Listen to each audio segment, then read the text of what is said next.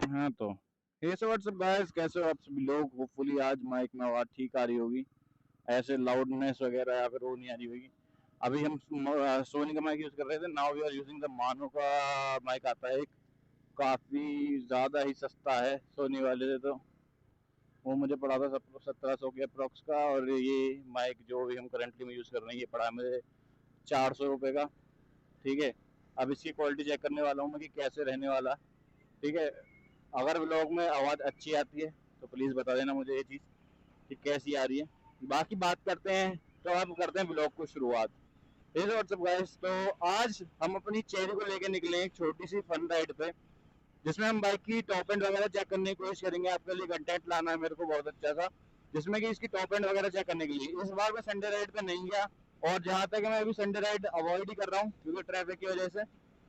और वैसे भी मतलब अभी मैं मन से भी नहीं कर रहा मेरा संडे राइड वगैरह करने का, क्योंकि संडे राइड वगैरह पे बहुत दिक्कतें आ रही हैं पुलिस वगैरह की। एक बार और गया हूँ मैं बीच में भी अभी, तो मैं उस वाली के बाद जब मेरे पास कैमरा वैमरा नहीं था रिकॉर्ड करने के लिए, ऐसे ही जस्ट वहीं से वहीं एक बार हो गया गया था देखने के लिए कि कैसे कैसे क्या सीन है। तो हमें पुलिस वगैरह की बहुत दिक्कत चल रही है, बट कोई दिक्कत नहीं, जाएंगे जरूर। एक्सप्रेस वे का ब्लॉग आएगा, एक डिफरेंट ब्लॉग आएगा, वो इसमें नहीं पकाने वाला मैं तुमको, ना ही इसमें बताने वाला तुमको। तो काफी सारे मेरे भाइयों के कमेंट आए कि डीएम वगैरह भी आए, कमेंट वगैरह भी आए कि अबे कि ड्रैग में ये क्या करा है तुमने, क्या होल कर दिया है क्या एयर बॉक्स में, या फिर क्या चीज करी। तो देखो तुम्हें एक प्रॉपरली एक चीज बता देता हूँ। I am a certified engineer family से हूँ भाई, मैं ऐसा चूतिया हरकतें नहीं करता हूँ कि छेद वेद करके। प्रॉपर एयर फ्लो बनाना पड़ता है किसी बाइक में। अगर तुम छेद वगैरह कर दोगे तो ऐसे एयर पार भी चेंज हो जाएगा, पूरा वो भी चेंज हो जाएगा, और इतना बेनिफिशियल भी नहीं रहेगा। और जो तुम्हारी स्टॉक सेटिंग्स हैं, जैसे कभी तुम्हें अपनी बाइक स्टॉक करनी होगी तो वो भी कभी नहीं हो पाएगी। तो इसलिए ही हमने दूसरी बाइक का एयरबॉक्स यूज करा है इस बाइक के अंदर, जिससे क्या होगा कि एयर फिल्टर सेम है लेकिन एयरबॉक्स अलग है। तो एयरबॉक्स अलग है लेकिन एयर फिल्टर सेम है, तो फिल्ट्रेशन कैपेसिटी तो सेम हुई, लेकिन एयर इनटेक और वो जो है जो इंजन में एयर जा रही है वो जल्दी जल्दी हो रहा है प्रोसेस। फिल्ट्रेशन तो उतनी कर पा रहा है, उतनी ही वो भेजवा रहा है, लेकिन जा रही जल्दी है। तो ये मान सकते हो आपकी एक प्लस पॉइंट है। मैं अब इसका ऑल्टरनेटिव भी है एक, मैंने वो चीज क्यों नहीं करी, तो देखो मैं बता देता हूँ उसका ऑल्टरनेटिव क्या है। आप कोई भी एक आफ्टर मार्केट अगर फिल्टर लगाना चाहो तो वो लगा सकते हो। देखो मैं जहाँ रहता हूँ, मैं तुम्हें क्लियरली बता देता हूँ, मैं जहाँ रहता हूँ यहाँ पे धूल धम्मड़ बहुत ज्यादा है। तो इस वजह से मैंने एयर फिल्टर अवॉइड करा, क्योंकि एयर फिल्टर जब ये सादा वाला मेरा देखता हूँ ना, मैं इसको क्लीन कराने जाता हूँ, सर्विस वगैरह पे चेंज कराने जाता हूँ, तब इसकी कंडीशन इतनी गंदी होती है कि मैं बस पूछो ही मत। तो मैं अपनी बाइक के साथ ऐसे नहीं कर सकता कि मिट्टी खाए, ठीक है ना। तो इसलिए मैंने एयर बॉक्स ही चेंज करा है पूरा, ताकि इसमें पूरा कोई ऐसे डस्ट पार्टिकल्स मेरे सिलेंडर हेड में न जाए, और फिर मुझे बाद में ऐसी कोई दिक्कत ना हो कि हमारी बाइक का मतलब समझ रहे हो ना, वॉल वगैरह की क्लियरेंस खराब हो और इंजन वगैरह में दिक्कत आए। तो वैसे हमने एयर बॉक्स ही चेंज करा है, फिल्टर सेम रखा है। अगर आप ऐसी जगह पे रहते हो जहाँ पे गंदगी वगैरह थोड़ी कम है, तो then you can go for क्या कहते हैं उसको, आफ्टर मार्केट एयर फिल्टर। ठीक है ना, आफ्टर मार्केट एयर फिल्टर लगा लो, वो तो बहुत ही ईजी है। प्लग एंड प्ले टाइप चीजें, पुराना निकालो एयर वो लगा दो, बस आफ्टर मार्केट एयर फिल्टर, बस उसकी सर्विस किट आती है वो ले लो।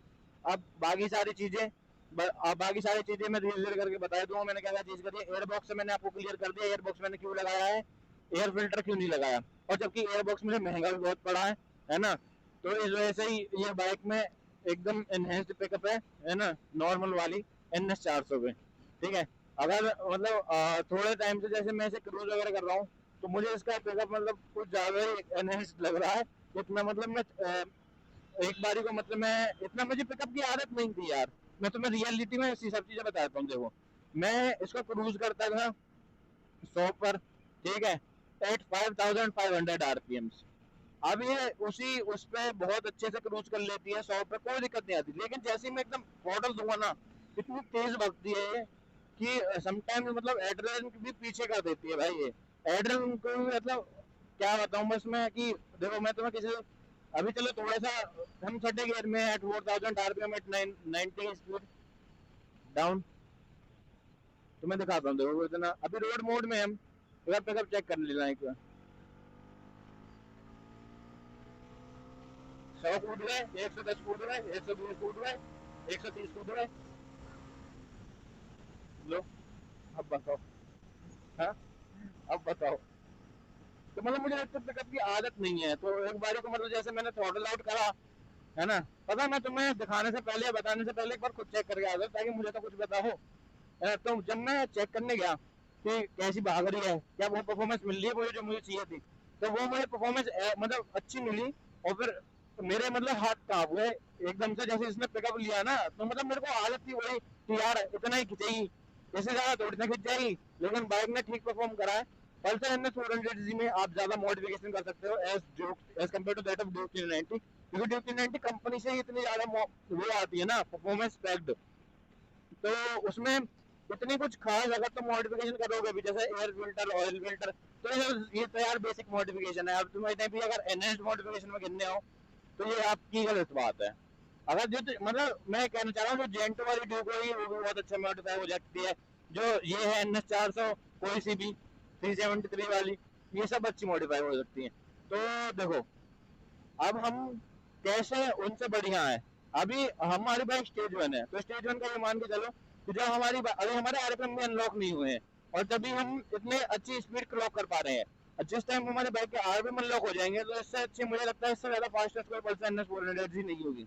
तो देखो, अभी मैंने ये इसलिए करा है, आरपीएम अनलॉक वगैरह इसलिए नहीं कराया मैंने, क्योंकि देखो अभी मैं एक स्टूडेंट हूँ यार, है ना। ऐसा नहीं है मेरे पास कि मैं अनगिनत पैसा लगाया जाऊं लगाया जाऊं लगाया जाऊं लगाया जाऊं, ठीक है, ऐसा नहीं है। मेरे को भी भाई थोड़ा सा देख के चलना पड़ता है, इस वजह से ही मैंने अभी टायर भी इसलिए मैंने वो वाला डाला पहले चेक करने के लिए कि हाँ ये काम करेगा या नहीं करेगा। ये मेरे को अभी कॉस्टिंग इसकी पड़ी थी, पता नहीं कौन सा है, मुझे नाम भी नहीं पता। देखो इसकी ग्रिप स्ट्रेट लाइन में तो ठीक लगी मुझे, अभी मतलब मैंने चलाया भी कितना है, ये 200 5,400 के अप्रोक्सीमेट चेंज कराया था मैंने। तो अभी चलिए 5,780, तो मान लो 280 किलोमीटर चला लिया, ठीक है। 280 kilometre more than enough to know कि टायर की क्वालिटी कैसी है, ठीक है ना। अभी एक आध बार जब 1,000 किलोमीटर हो जाएगा, वो मतलब ऐसे मैंने स्लिप बहुत मारी, पर मजा आ गया।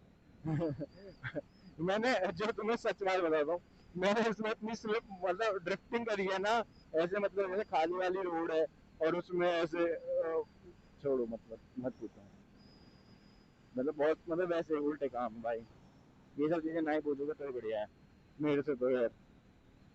तो ये सब मैं जैसे खाली रोड मिली तो लंबी स्लिप मार दी ऐसे, और फिर एकदम से स्टॉप मार दी। ये सब खाली रोड पे करना चीजें, ऐसे मत करना रोडों पे जैसे ये हाईवे चल रहा है।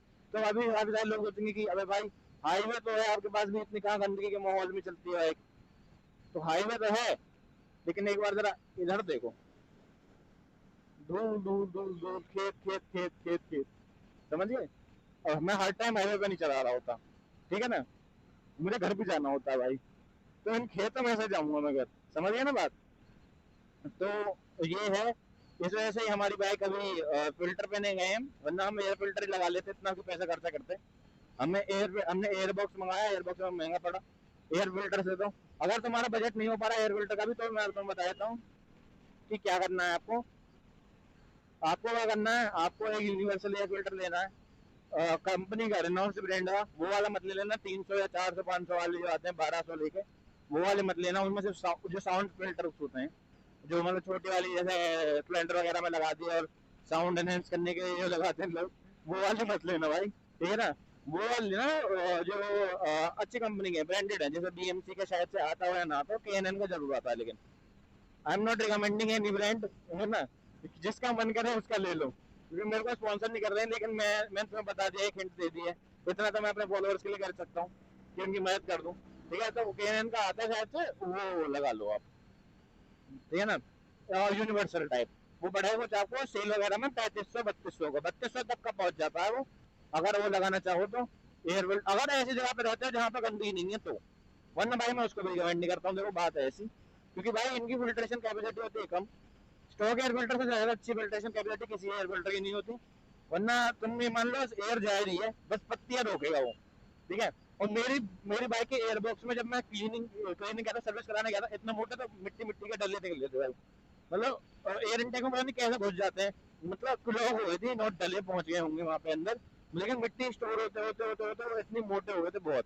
तो इस वजह से मैंने फिल्टर की जगह एयरबॉक्स ही चेंज करा, ताकि ज्यादा एयरबॉक्स की हमें कैपेसिटी मिले, ज्यादा अच्छी एयर इनटेक हो हमारी बाइक का।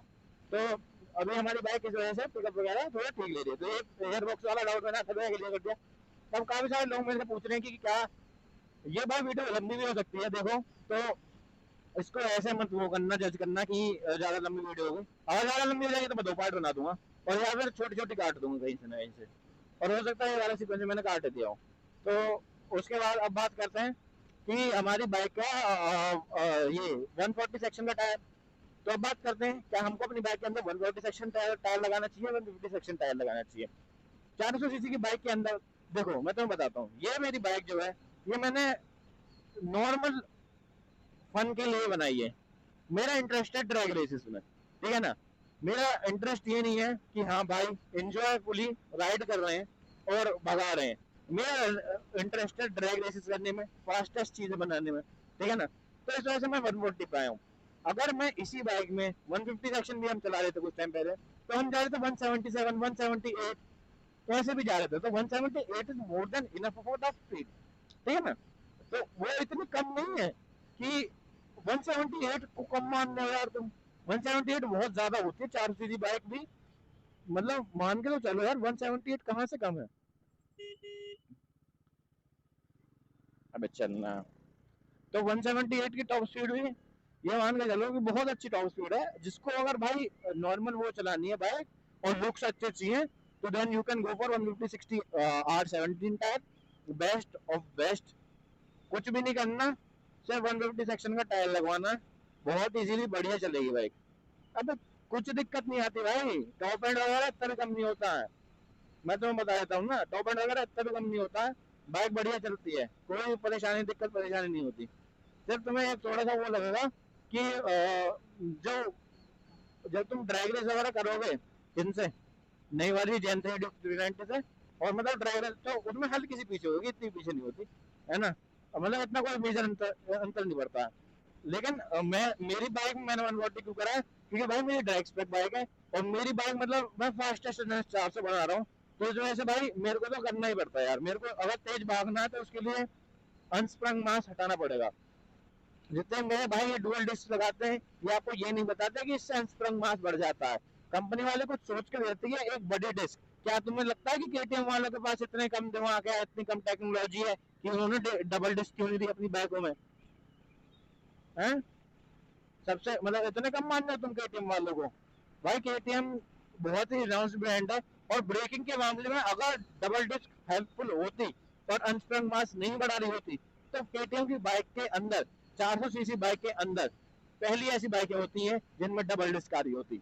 ऐसा नहीं होता कि तुमने बाहर से लगवा ली, बाहर से लगवा ली बेशक बहुत अच्छी बात है आपके लिए, लेकिन अनस्प्रंग मास बहुत ज्यादा बढ़ा देता है। तो डबल डिस्क जिसको भी अपनी बाइक नॉर्मल चलानी है, दिक्कत नहीं चाहिए, डबल डिस्क के मत जाना। ये मैंने आपको सारी चीजें क्लियर करते हैं, तो इस ब्लॉग को करते हैं यहीं पर एंड। अगर ब्लॉग बड़ा हो गया होगा तो 2 पार्ट में आ जाएगा, और नॉर्मल रहेगा तो फिर एक पार्ट में आ जाएगा। Thank you so much guys, keep supporting, keep showing your love. ऐसे अपने भाई के सबों के साथ प्यार बनाए रखो, ताकि मैं आपके लिए बहुत अच्छा अच्छा कंटेंट लाता रहूं। Thank you so much guys.